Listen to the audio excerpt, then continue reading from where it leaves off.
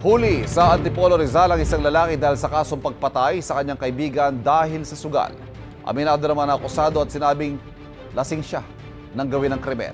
May unang balita si EJ Gomez. Mga Antipolo Police kami ha. Mga Antipolo Police kami. Patricio Lades Lazoriano. Apo. Ha? Ikaw ay na-arrest namin sa Salang Parter. Sa bisa ng arrest warrant, arestado ang 33 anyos na lalaki sa barangay San Jose, Antipolo City, Lunes ng gabi dahil sa kasong murder. Medyo agresibo yung ating suspect nung siya ay naresto at napag-alaman natin na siya ay under the influence of illegal drugs, which is inamin naman niya after the arrest. Nang time niya, kakatira ko lang, sabi niya. Ayon sa pulisya, away sa sugalang ugat umano ng pagpatay ng akusado sa kanyang kaibigan noong nakaraang taon. Nagtamo ng saksak sa dibdib at tiyan ang biktima. Itong suspect natin ay nakaalitan niya. May previous na alitan siya doon sa victim niya. Tapos nung nagkasalubong sila, ay inundayan niya ng saksak na sa dibdib mismo, sa puso mismo. Actually, na-manage pa nung victim na humingi ng saklolo. However, hindi na siya umabot sa hospital.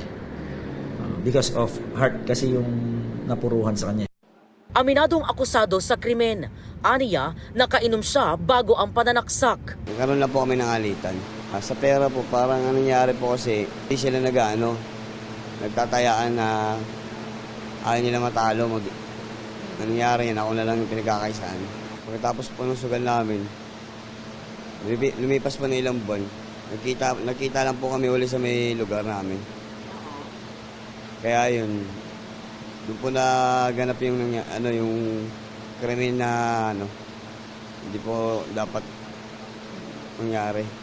Inamin din niyang nagtago siya sa Pampanga matapos ang pagpatay, gayon din ang pagpapalit at paggamit ng ibang pangalan. Ako po yung hihingi ng kapatawaran. Ngayon naman po, hihingi naman po ako pagbayaran kung yun pong nagawa ko. Nagsisisi rin po talaga ako. Ito ang unang balita. EJ Gomez para sa GMA Integrated News.